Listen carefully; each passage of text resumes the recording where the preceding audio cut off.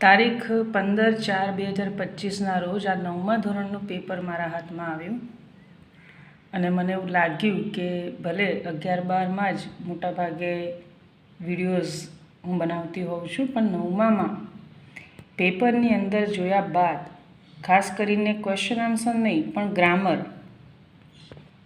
મને એવું લાગ્યું કે હું આ બાબતે આપને કહું કે લગભગ 5 ભૂલો મારા ધ્યાનમાં આવી. ક્વેશ્ચન આન્સરમાં તો લગભગ ફકરામાંથી સવાલ જવાબ હોય, ટ્રુ ફોલ્સ હોય, આ બધું નિશ્ચિત હોય છે. કારણ કે એમાં આપણું લગભગ ચાલે નહીં, પણ કવિતા અથવા પાઠ અથવા ચોપડી અથવા ટેક્સ્ટબુક એ જે આપણને સૂચવે એ જવાબ જ આપણે માન્ય ગણતા હોઈએ છીએ. એટલે એમાં તો વધુ સમય હું નહીં બગાડું. અને ક્વેશ્ચન આન્સર્સ પણ મેં જોયું, એકદમ સહેલા જ હતા અને ઝડપથી બાળકોને મળી જાય એમ હતું. પછી આ કન્વર્ઝેશન છે એને પણ આ લોકોએ સરસ મજાના સવાલ આપીને ફિનિશ કર્યું છે. હું વાત કરીશ સેક્શન સીની. આમાં જે 35 નંબરનો પ્રશ્ન છે, ધેટ ઇઝ શોકિંગ, એમાં ભલે એક્સપ્રેસિંગ ઇમોશન મેં પણ જવાબ લખ્યો છે, પણ ખરેખર એક્સક્લેમેશન આવે.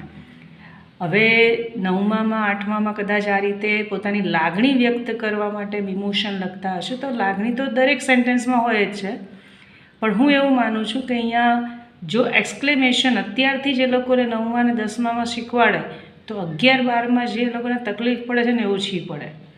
બાકીના આન્સર તો એમાં કોઈ ભૂલ છે નહીં. ત્યારબાદ એ લોકોએ MCQ ફંક્શન, કારણ કે આ ફંક્શન પાછા 11-12માં રિપીટ થતા હોય છે, તો એમાં હું ખાસ વાત કરીશ 39 રિક્વેસ્ટ કીધું છે. હવે તમે જુઓ એ શું કહે છે, વૈશાલી પછી dash I am thirsty, be back again in 2 minutes. હવે સામાન્ય રીતે આપણે જ્યારે પરમિશન માંગતા હોઈએ છીએ, રિક્વેસ્ટ કરતા હોઈએ છીએ, એણે ભલે 4-4માં પ્લીઝ લખી નાખ્યું. હવે ખરેખર તો મેથી શરૂ થાય જ્યારે આપણે પરમિશન શિક્ષક પાસે માંગતા હોઈએ છીએ, જેમ કે મે આઈ કમ ઇન, એમ અહીંયા મે ક્યાંય નથી. વિલ આપ્યું છે, માઇટ છે, કેન છે અને આઈ શેલ તો આવે જ નહીં. હવે જે લોકો અસાઇનમેન્ટ વાપરતા હોય છે એ લોકોને કેન જવાબ આપ્યો છે. વાંધો નહીં, તમે એને પણ કહી શકો છો, પણ ખરેખર શક્યતા હોય, એબિલિટી, એમાં કેન આવતું હોય છે. અને હવે આમાં મે તો છે નહીં, તો આમાં શિક્ષક ઉપર જાય છે કે એને કયા આન્સરને સાચો આપવો. પણ મારા ખ્યાલથી may I go and drink water એવું એક રિક્વેસ્ટ, બરાબર, એક પરમિશન માંગતા હોઈએ છીએ આપણે એના માટે. તો આ લોકો પાછા એવા આર્ગ્યુ કરશે પરમિશન માટે જ ખાલી મે હોય છે, એવું નથી. ડિપેન્ડ્સ ઓન સેન્ટેન્સ હોય છે. ગ્રામર જે છે ને ગોખવાની વસ્તુ નથી, એને સમજવાની વસ્તુ હોય છે. એવી રીતે તમે 42 નંબરમાં જુઓ, નેસેસિટી લખ્યું છે. નેસેસિટી એટલે ખરેખર જરૂરિયાત હોય. મસ્ટ ફોલો જે છે ને, મસ્ટ હંમેશા ફરજિયાતપણું બતાવે. હવે તમે જુઓ પછી આમાં તમે આર્ગ્યુ ના કરી શકો. ભલે આન્સર અહીંયા મસ્ટ, કારણ કે બીજું તો કોઈ અંદર બેસતું નથી, બીજા બધા ઓપ્શનમાં કંઈક ને કંઈક મિસ્ટેક છે, પણ ખરેખર તો જરૂરિયાત, નેસેસિટી. આમાં તો એડવાઇસ પણ હોવું જોઈએ, શુડનો ઉપયોગ થવો જોઈએ. એનીવે પછી જે આપણી પાસે ઓપ્શનો એને જ આપણે લખવા પડતા હોય છે. પછી ફિલિંગ ધ બ્લેન્ક્સ છે. ત્યારબાદ મને 47માં પણ લાગ્યું ઓબ્ઝર્વ કરવું, બરાબર. આમ તો એ વોચ જોવું જ થાય ખરેખર. એડિટ આપણે ક્યારે કરીએ? ઓબ્ઝર્વ કર્યા પછી એડિટ કરીએ, સુધારા વધારા વોટ એવર. એટલે આ લોકોએ છે ને પછી આમાં જ જો આ લોકો 1 કે 2 કે 3 ઓપ્શન એટલા બધા જવાબો રાખશે ને તો પછી આ કન્ફ્યુઝન આ લોકોને 11-12માં કન્ટિન્યુ રહેતું હોય છે. બની શકે કે કદાચ મને જ આ ડિફિકલ્ટી અથવા તો કન્ફ્યુઝન લાગતું હોય, અમુક શિક્ષક કે વિદ્યાર્થીઓને ના પણ લાગતું હોય, કારણ કે ભાષા છે ને, ભાષા તે અભિવ્યક્તિ કહેવાતું હોય છે.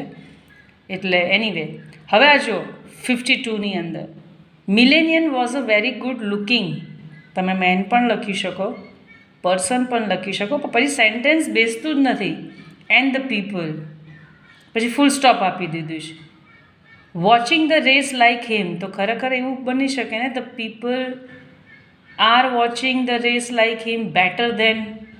સેન્ટેન્સ છે ને થોડુંક મને આમાં ભલે અસાઇનમેન્ટમાં જવાબ પણ આપી દીધો છે. હવે બેટર ધેન એનીબડી એ વધારે સારી રીતે અંદર બેસે.